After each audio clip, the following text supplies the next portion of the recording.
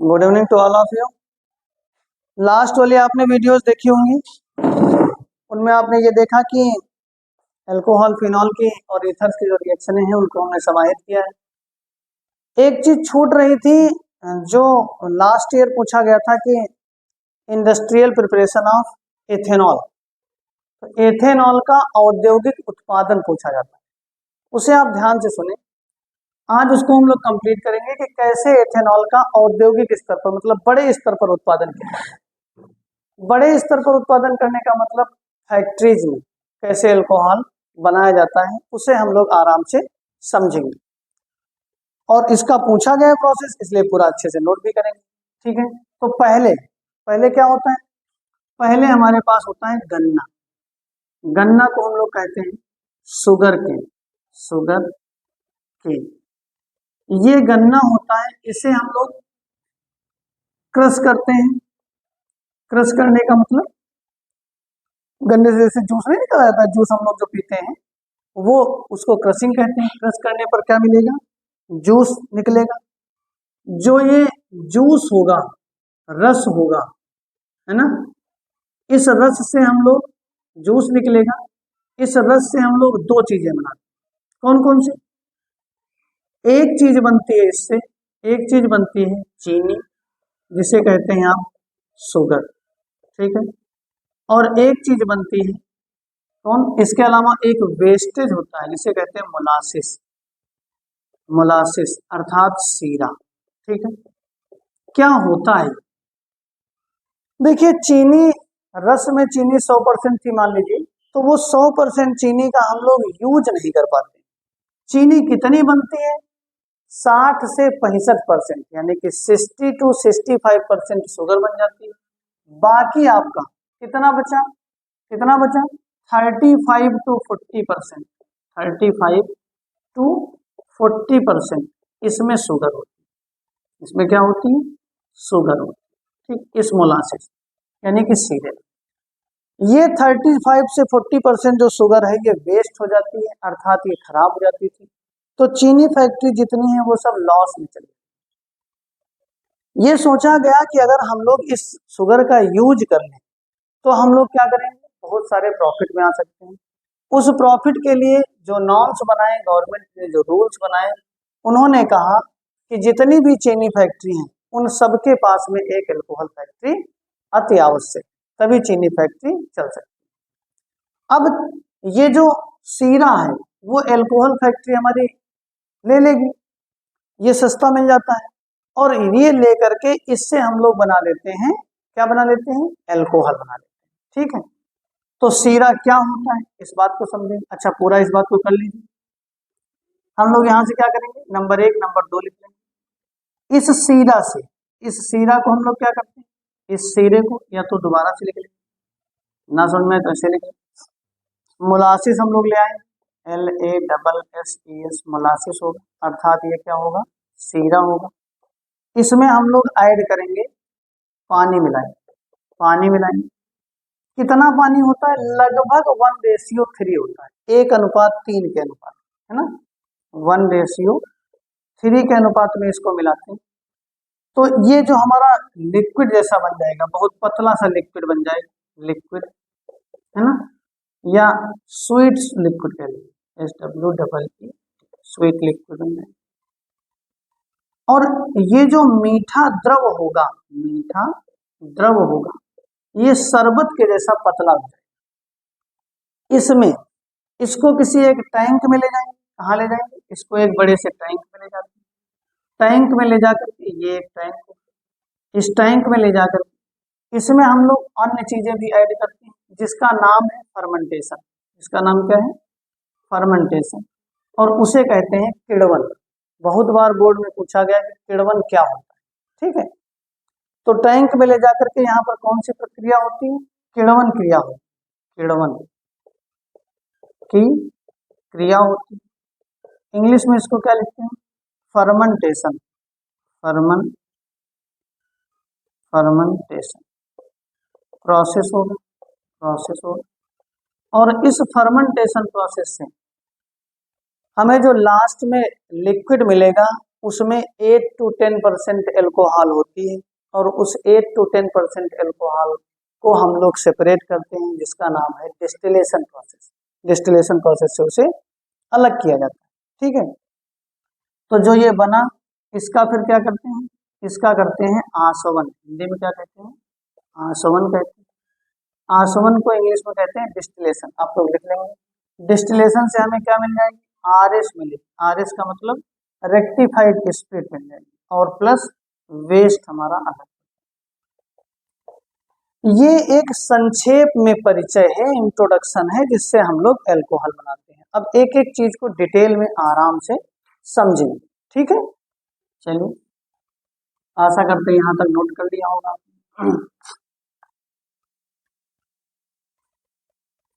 देखिए क्या होता है। तो सबसे पहले हमने आपको बताया मोलासिस क्या होता है। मोलासिस अर्थात इसको कहते हैं सीरा। क्या होता है, काले, हिंदी में लिख लेंगे और इंग्लिश में दोनों में लिख लेंगे। काले भूरे रंग का, भूरे रंग का गाढ़ा द्रव, गाढ़ा द्रव है ना, जिसमें जिसमें क्या होती है 35 to 40%, जिसमें 35 से 40% शुगर होती है, या शुगर होती होती क्या कहलाता है, सीरा, सीरा कहलाता। ठीक, आप लोग ये समझ पा रहे होंगे। इसको इंग्लिश में लिख लेंगे कि black brown syrup that will be obtained from the sugar mill after that will be obtained from sugar mill which contains 35 to 40% sugar are known as the molasses। क्या होता है, मोलासिस होता है। इंग्लिश में लिख लेंगे आप। अब आप समझिए, इस मोलासिस को हम लोग क्या करेंगे, मोलासिस प्रक्रिया समझ में आ गई।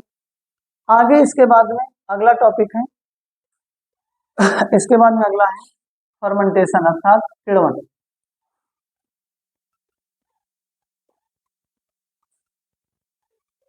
मोलासिस के बाद में डाइल्यूशन अगली। डाइल्यूशन, डाइल्यूशन का मतलब होता है तनुकरण।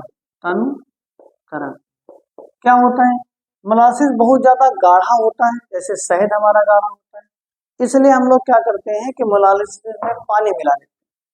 पानी इसलिए मिलाया जाता है कि इतना ज्यादा गाढ़ा लिक्विड होने पर बैक्टीरिया सरवाइव नहीं कर पाएगा, इसलिए अच्छे से उसमें पानी मिलाते हैं। तो पानी मिलाने की प्रक्रिया क्या होती है, dilution.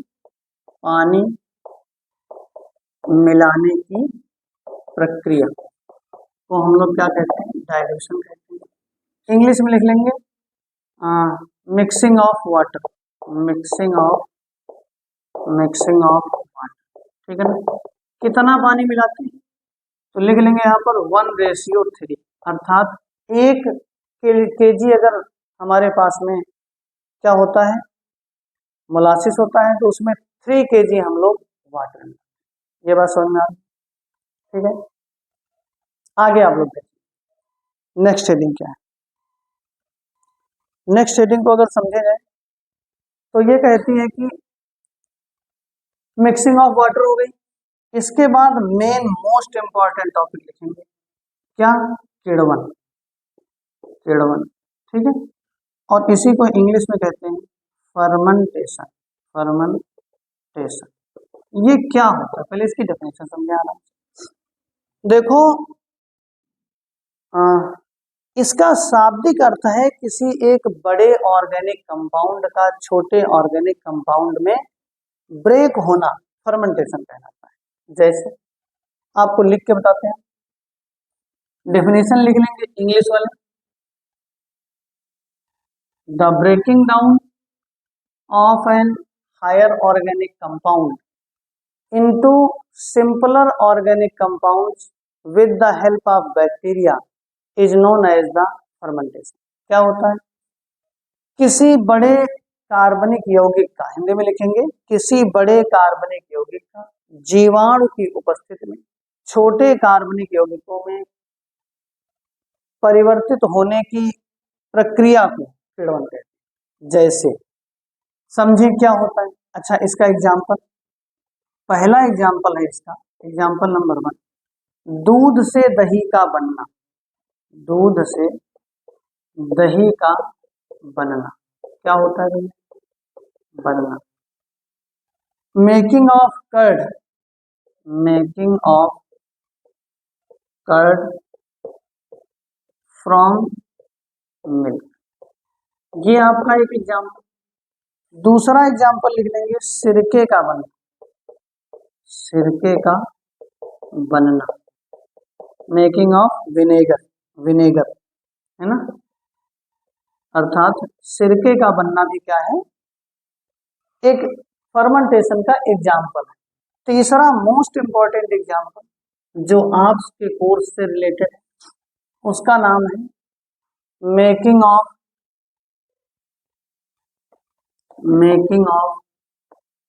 Ethanol, ethanol from molasses, from molasses. ठीक है, सीरे से इथेनॉल का बनना, ये तीसरा एग्जाम्पल है। लेकिन यही आपके कोर्स में होता क्या है, आप आराम से समझेंगे कि सीरे में हमारे पास क्या होती है? सीरे में हमारे पास होती है शुगर। शुगर का फार्मूला होता है C12H22O11। ठीक है, और एक बड़ा कंपाउंड क्योंकि इसमें 12 कार्बन है। ये जो फर्मेंटेशन का प्रोसेस है, जैसे दूध से दही का बनना, किस बैक्टीरिया की प्रेजेंस में होता था? लैक्टोबैसिलस नामक बैक्टीरिया। जहाँ पे लिखा था ना दूध से दही का बनना, तो ये दूध से दही जो बनता है लैक्टोबैसिलस नामक बैक्टीरिया होता है, और इसमें लैक्टोज शुगर होती है जो फर्मेंट की जाती है, जिसको कहते हैं किसी भी चीज का सड़ना, फर्मेंटेशन होता है। मैं सही शब्दों में सड़ना उसे। तो जैसे एक और एग्जांपल अगर कहें तो बेकरी का एग्जांपल तो बहुत बढ़िया एग्जांपल है फर्मेंटेशन का। तो ऐसे ही जो लैक्टोज नामक शुगर थी वो हमारी ब्रेक हो रही थी, किसमें? लैक्टोज नामक जो शुगर थी वो ब्रेक हो रही थी लैक्टोबैसिलस नामक बैक्टीरिया से, और दही बन रहा था। ऐसे ही फर्मेंटेशन में यहाँ पर क्या होगा, जब इथेनॉल बनेगी तो हमारे पास में क्या क्या इसमें मिक्स करते थे? टैंक में क्या क्या मिक्स करते थे? In the tank we add, क्या क्या ऐड करते हैं सुनिएगा। पहली चीज होती है यूरिया, यूरिया का फार्मूला NH2CONH2, ये यूरिया का फार्मूला है। दूसरी चीज होती है कंसंट्रेट, या केवल H2SO4 लिख लेंगे, H2SO4 सल्फ्यूरिक एसिड। तीसरा है आपका, थर्ड पॉइंट है आपका, एक पेनिसिलिन टैबलेट होती है, पेनिसिलिन, और ये काहे का काम करती है? एंटीबायोटिक का काम करती है, एंटीबायोटिक का काम करती है, अर्थात ये बैक्टीरिया को जीवा उससे किसी भी बीमारी से लड़ने से बचाती है। चौथे नंबर पे हम लोग जो ऐड करते हैं उसका नाम है ईस्ट। ईस्ट को हिंदी में भी ऐसे लिखते हैं, ईस्ट। ठीक है, ईस्ट का साइंटिफिक नेम लिख लेंगे सैक्रोमाइसिस सेरिविसी। इसका नाम क्या है? साइंटिफिक नेम है सैक्रोमाइसिस सेरिविसी। इसमें जो एंजाइम्स होते हैं वही फर्मेंटेशन का काम करते हैं। ये तीन चीजें हम लोग ऐड करते हैं। यूरिया इसलिए ऐड की जाती है, ये बैक्टीरिया को भोजन के रूप में काम करती है। नाइट्रोजनस पदार्थ, नाइट्रोजन के जो कंपाउंड होते हैं, ये बैक्टीरिया हमारा खाने के बाद में अपने आप को रिलैक्स महसूस करता है। इसलिए ईस्ट में हम लोग इसलिए हम लोग क्या मिलाते हैं? यूरिया मिलाते हैं। H2SO4 इसलिए मिलाया जाता है क्योंकि पीएच मेंटेन करना। पीएच अगर 6 से 7 के बीच में नहीं है तो भी ये बैक्टीरिया सर्वाइव नहीं कर पाएगा। पेनिसिलिन टैबलेट मैंने बता दिया, बीमारियों से लड़ने से बचाती है। ठीक है, इतनी चीजें ऐड किया हम। अब आप देखिए अब होगा क्या फर्मेंटेशन टैंक में। ये तो चीजें हमने ऐड कर ली, उनको अलग से लिख लेंगे जो ऐड किया। अब फर्मेंटेशन में पहला काम क्या होगा? पहला काम होगा जो हमारे पास सुक्रोज थी C12H22O11, ये सुक्रोज थी, इसमें हमने पानी मिलाया था। इसके अलावा इस ईस्ट में दो प्रकार के एंजाइम होते हैं, एक का नाम है इनवर्टेस एंजाइम, इनवर्टेस एंजाइम। इस एंजाइम की प्रेजेंस में ये जो सुक्रोज था इसका नाम क्या है? सुक्रोज। ये सुक्रोज कन्वर्ट हो जाएगा किसमें? ग्लूकोज C6H12O6 और प्लस C6H12O6। इसका नाम है ग्लूकोज और इसका नाम है फ्रक्टोज। ग्लूकोज और फ्रक्टोज में कन्वर्ट हो जाएगा।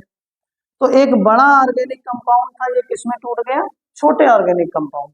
और इसी का नाम तो फर्मेंटेशन होता है, इसी का नाम क्या होता था? किण्वन। तो आप लोग लिखेंगे, क्या लिखेंगे इसमें? थ्योरी में लिखेंगे कि sucrose will be converted into glucose and fructose in presence of invertase enzyme। इसका नाम क्या है बच्चा? एंजाइम है, ENZYM। ठीक है, हिंदी में लिखेंगे सुक्रोज इनवर्टेस एंजाइम की उपस्थिति में ग्लूकोज और फ्रक्टोज में कन्वर्ट हो जाता है। एक बात नोट करके सुन लेंगे कि फ्रक्टोज सबसे ज्यादा मीठी शुगर होती है, सबसे ज्यादा स्वीटेस्ट शुगर अगर पूछी जाए तो वो फ्रक्टोज है। दूसरा काम क्या हो? जो आपका ग्लूकोज है C6H12O6, ये जाइमेस एंजाइम की प्रेजेंस, कौन सा enzyme? ZYMASE, zymase enzyme, zymase enzyme, Hindi में वही नाम है, जाइमेस एंजाइम की उपस्थिति में क्या होगा? ये बना लेगा C2H5OH और प्लस क्या बना लेगा? C। ठीक है ना, ये आपका क्या बना लेगा? C2H5OH plus C। तो आप लोग थ्योरी में लिखेंगे, ये ध्यान रखिएगा ये क्या है? ग्लूकोज है, ये फ्रक्टोज नहीं है, क्योंकि फ्रक्टोज फर्मेंट नहीं होता है, अर्थात किण्वन इसका नहीं किया जा सकता है। तो glucose will be converted into ethanol and carbon dioxide gas in presence of zymase enzyme. तो इस प्रकार से हमको क्या मिल जाएगी? एथेनॉल मिल जाएगी। हिंदी में लिख लेंगे कि ग्लूकोज जाइमेस एंजाइम की उपस्थिति में एथेनॉल तथा कार्बन डाइऑक्साइड गैस में परिवर्तित हो जाता है। अब ये सब पूरा मटेरियल जितना होगा, ये सब कहाँ होगा? एक टैंक के भीतर होगा। ये कहाँ होगा? एक बड़ा सा टैंक होगा जिसकी कैपेसिटी कुछ भी हो सकती है, 50,000 लीटर या 5,000 लीटर या 5 लाख लीटर, कुछ भी हो सकती है। इस टैंक में सारा आप देखेंगे इसमें क्या क्या है। इसमें भैया है 8 to 10% क्या है? एल्कोहल है, एल्कोहल है यानी कि इथेनॉल है। इसके अलावा 90 से 90 to 92% वेस्ट है, अर्थात बेकार की चीज। इन सारे सब्सटेंसेस को 90 to 92% जो वेस्ट है, इन वेस्टेज को हम लोग क्या करते हैं? अलग करेंगे। अब ये है तो सारा लिक्विड भाई, एल्कोहल इथेनॉल जो होता है वो भी लिक्विड स्टेट में, वाटर भी लिक्विड स्टेट में, जो भी बैक्टीरिया वगैरह होते हैं वो धीरे धीरे जाकर के उस टैंक में सेटल हो जाते हैं नीचे की तरफ, उसको हम लोग अलग कर लेंगे। ऊपर का जो लिक्विड होगा वो बाहर कर लेंगे, और जो ये ऊपर का लिक्विड होता है इसी को कहते हैं वाष्प, और इसे हिंदी में भी कहते हैं वाष्प। ठीक है, तो ऐसी the liquid which will be obtained after fermentation that contains 8 to 10% alcohol are known as the वाष्प। हिंदी में वही बात लिखेंगे, क्या? वह द्रव, ऐसे लिखेंगे कि किण्वन की प्रक्रिया के बाद टैंक में या फर्मेंटेशन टैंक में प्राप्त हुआ द्रव जिसमें 8 से 10% एल्कोहल होती है तथा अन्य वेस्टेज होता है, उसे हम कहते हैं वाष्प। क्लियर है यहाँ पे? अब इस वाष्प को हम लोग ले जाते हैं डिस्टिलेशन पे। तो आप ये समझ लीजिए कि डिस्टिलेशन होता क्या है। डिस्टिलेशन क्या होता है, अर्थात इसको कहते हैं आसवन।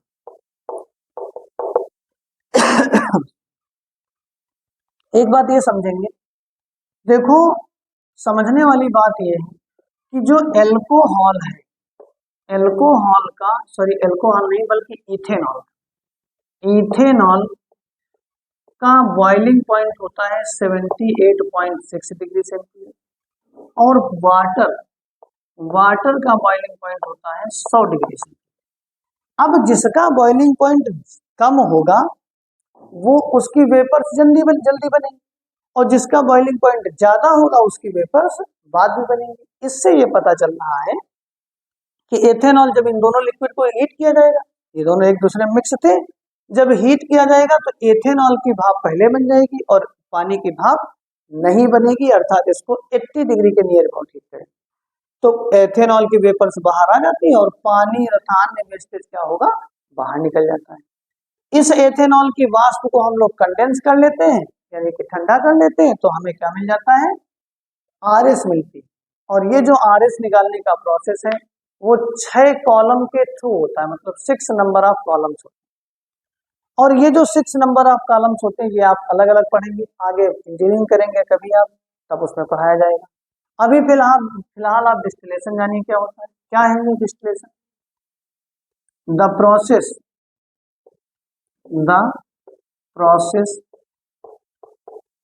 by which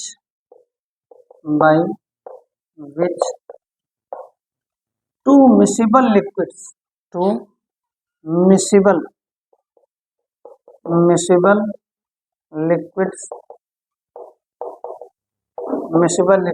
are separated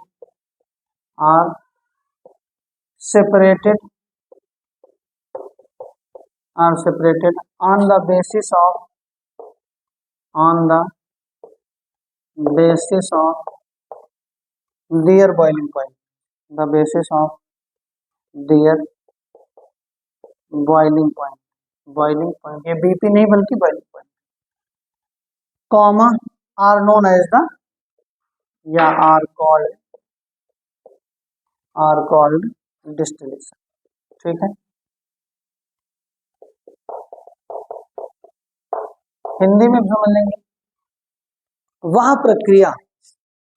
प्रक्रिया जिसमें किन्हीं भी दो मिश्रणीय द्रवों को एक दूसरे से उनके क्वथनांक के आधार पर अलग किया जाता है, आसवन कहलाता है। ठीक है, और आसवन को मैंने बताया आपको कि जिसका बॉइलिंग पॉइंट कम होगा उसकी भाप पहले बनेगी,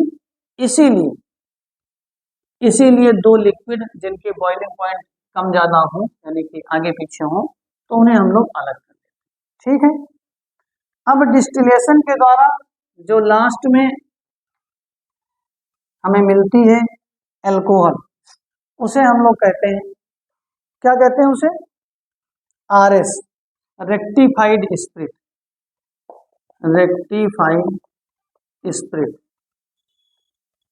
ठीक है, अर्थात क्या होगा, आरएस का रेक्टिफाइड स्पिरिट परिशोधित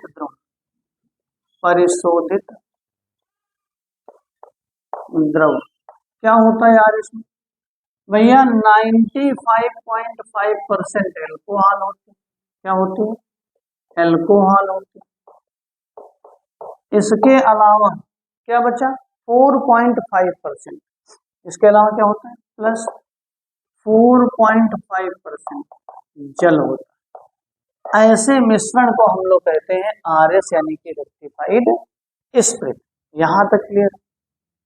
ये जो रेक्टिफाइड स्पिरिट है, इसमें एक क्वेश्चन पूछा जाता है कि एजियोट्रॉपिक मिश्रण क्या होता है, लिख लेंगे, एजियोट्रॉपिक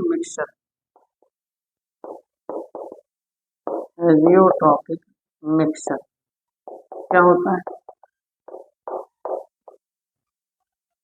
ऐसा द्रव जिसके घटक वाष्प अवस्था तथा द्रव अवस्था दोनों अवस्थाओं में समान होते हैं, उसे हम कहते हैं एजियोट्रॉपिक मिक्सचर।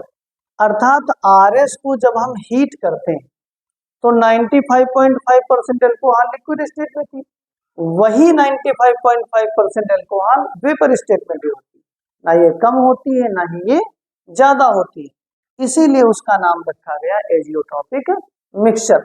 और ये जो एजियोट्रॉपिक मिक्सचर है इसे हिंदी में कहते हैं स्थिर क्वाथी विलयन या मिश्रण, स्थिर क्वाथी मिश्रण। समझ में आई बात? ठीक है, हिंदी इंग्लिश दोनों में समझ में आ गया। अच्छा, अब इसको अलग कैसे करेंगे? जिस प्रोसेस से अलग करते हैं उसका नाम है स्थिर क्वाथी आसवन। क्या कहेंगे? स्थिर क्वाथी आसवन, स्थिर क्वाथी आसवन इसको, ठीक है, या फिर एजियोट्रॉपिक डिस्टिलेशन कहते हैं। इसमें होता क्या है कि इसमें अल्कोहल और जल, अरे ठीक है, इसके आगे वाला लिखेंगे एजियोट्रॉपिक मिक्सचर, एजियोट्रॉपिक मिक्सचर, इसी को हिंदी में कहते हैं, हिंदी में क्या कहते हैं?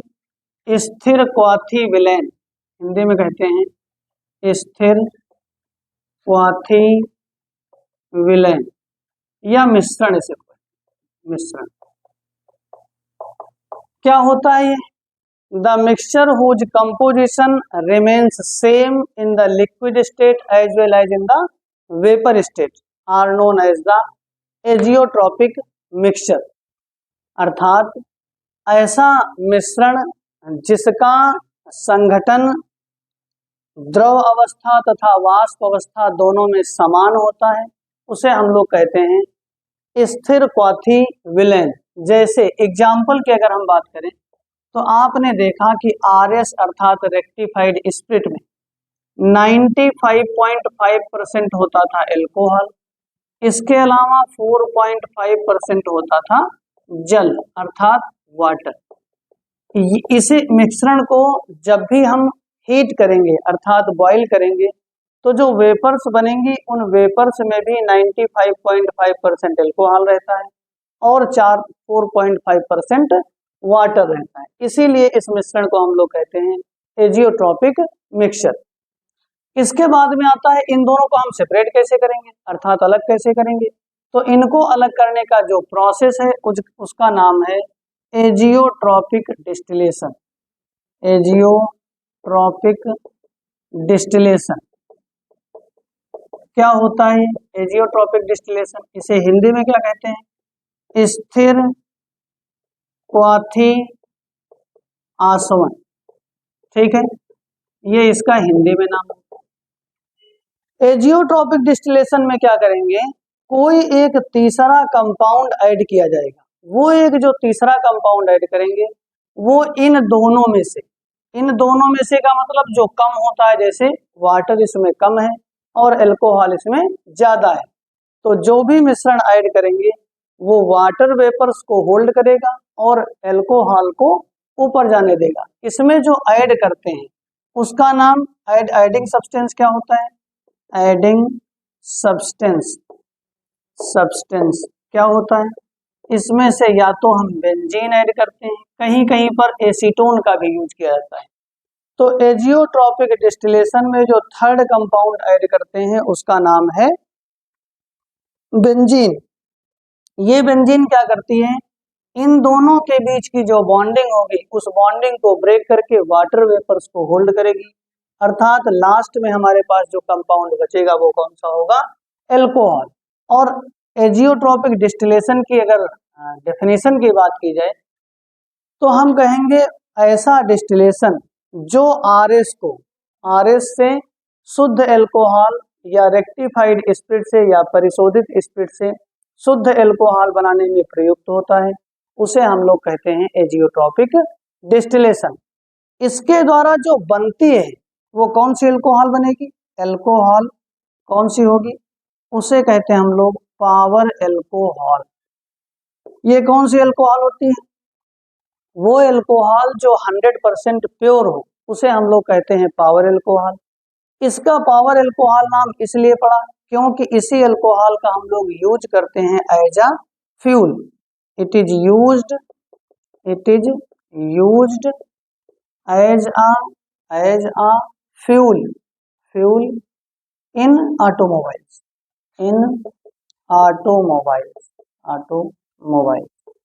अर्थात दूसरे शब्दों में बात करें तो पावर अल्कोहल का प्रयोग हम लोग ईंधन के रूप में करते हैं, इसीलिए इसका नाम पावर अल्कोहल है। कितने परसेंट इसे मिक्स किया जाता है? तो याद रखिएगा 5% मिक्स होता है, जबकि टारगेट कितना है? इसका जो टारगेट है वो आपको मिला हुआ है, कितना? टारगेट 10% का है। इतनी अल्कोहल ना होने के कारण 5% की ब्लेंडिंग अभी तक चल रही है। ये हमारा हो जाएगा एजियोट्रॉपिक डिस्टिलेशन और ये हो जाएगा पावर अल्कोहल। तो यहाँ तक आपने देखा कि एथेनॉल बनाने का ये इंडस्ट्रियल प्रिपरेशन था। इस प्रिपरेशन को आप देख लीजिए, इसमें से जो इम्पोर्टेंट पॉइंट है वो पहला होता था फर्मेंटेशन क्या है अर्थात किण्वन क्या है। दूसरा इसमें पूछा गया है डिस्टिलेशन अर्थात आसवन क्या है। तीसरा फर्मेंटेशन में प्रयुक्त होने वाली जो रिएक्शंस हैं वो इम्पोर्टेंट हैं, जैसे कि रिएक्शनों में सुक्रोज कन्वर्ट होता था ग्लूकोज और फ्रक्टोज में, और दूसरा ग्लूकोज कन्वर्ट होता था एथेनॉल और कार्बन डाइऑक्साइड गैस। यहाँ तक की बात क्लियर है। इसके आगे की वीडियो में आपको हम नेक्स्ट टॉपिक यानी कि नया टॉपिक बताएंगे, या फिर इम्पोर्टेंट क्वेश्चन अगर आप लोग कहेंगे तो वो अल्कोहल के इम्पोर्टेंट क्वेश्चन आपको बताते हैं। ठीक है, नमस्कार।